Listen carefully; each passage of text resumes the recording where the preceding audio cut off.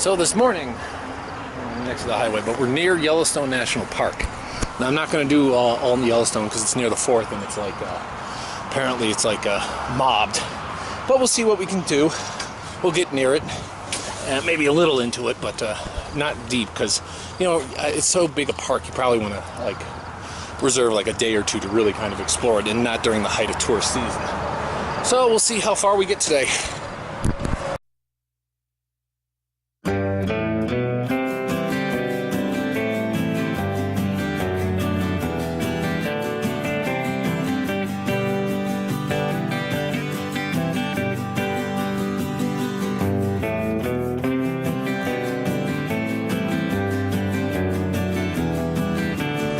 Setting out today in the early morning was, interesting because, you're setting off from Billings, Montana, and just being in Montana itself is just a thrill in its own right. Just when you're from New York or someplace else, I mean, it's truly a different kind of alien landscape where people who are basically have a lot of different sensibilities and customs.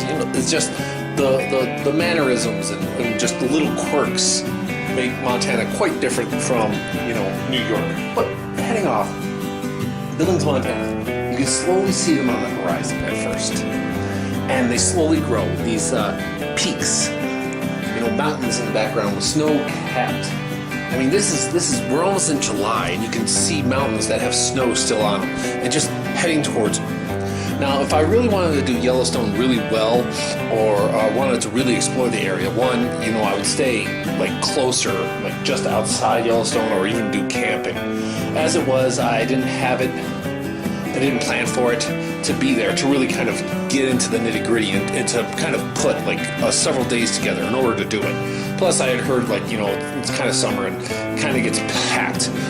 What I would eventually find out is that it is not it, but you could just see those mountains grow over the horizon as everything. Even though you have this epic landscape in front of you, you know what's coming in front of you, and so you just keep going towards it. You can see them grow and grow and grow, and you can see the excitement, and you can feel it as you're getting closer and closer. It's just amazing.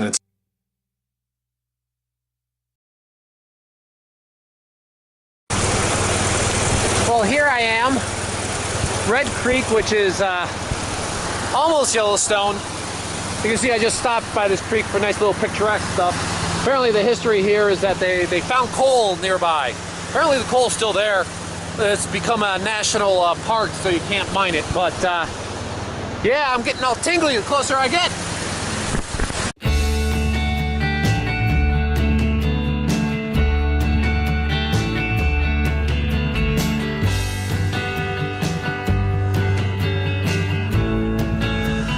Passing through the town, there are some historical markers around here.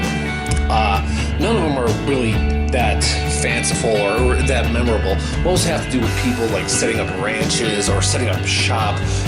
People coming through and marking things first person to do this, first person to explore here.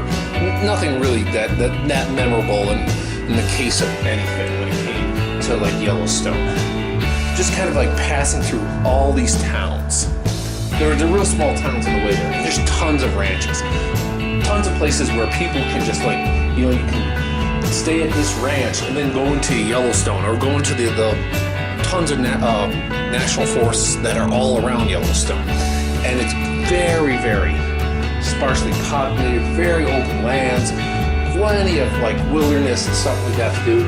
You even see people kind of going around all over the place, even on four-wheelers, and a few people on horseback.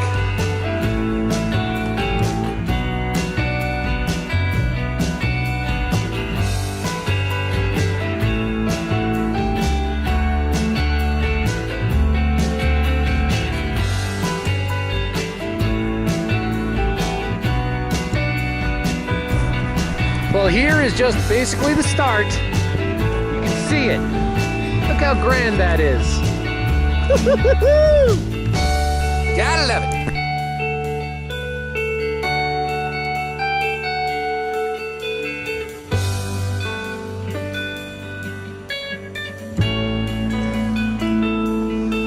But the view gets better and better the further you go. Oh, it's just so worth it. going there, and it's such a great day. The trees, just kind of like, give you that valley just to kind of like plow through to the road. Just you can feel it. I mean, I was just getting so excited kind of going into it, and it's just hard to really describe the tingliness you get when you haven't seen some of these things before.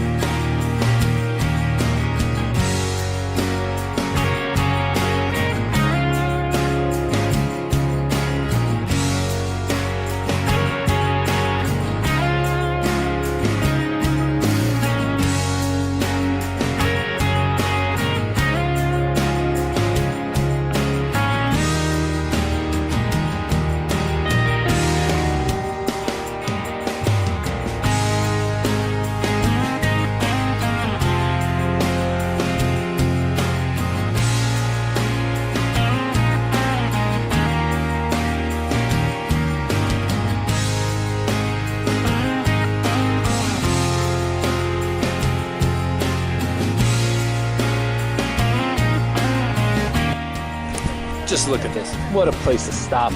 Looking at twisting in all the different directions. Oh, this is fabulous. Can't wait to see more.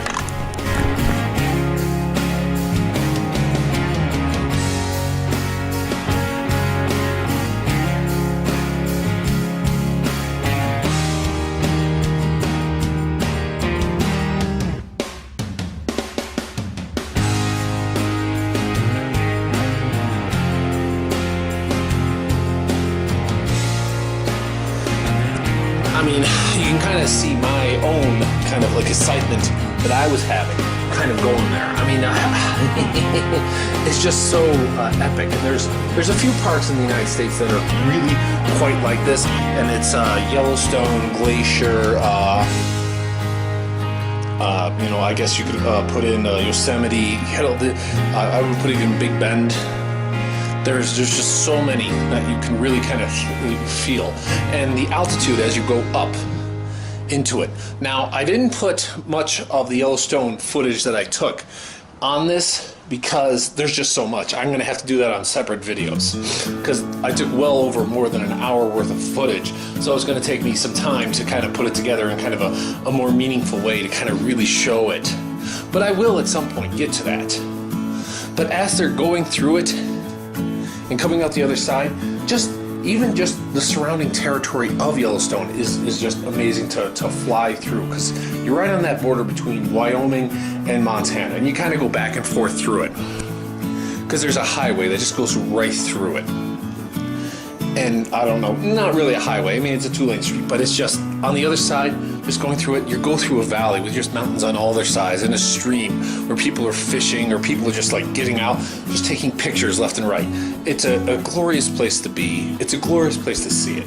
I mean, it's a place that, one of those things that I think everybody, if they have time, they really should visit. It's a worthwhile. And one of the things I would say, it makes so much of the nonsense that you see on TV and the news just seem so far away. It's like, how can anything that's going on elsewhere in the world really compare to what you're experiencing here? Is that you're really with nature and you really kind of feel I don't really know how to describe it, just kind of being out there.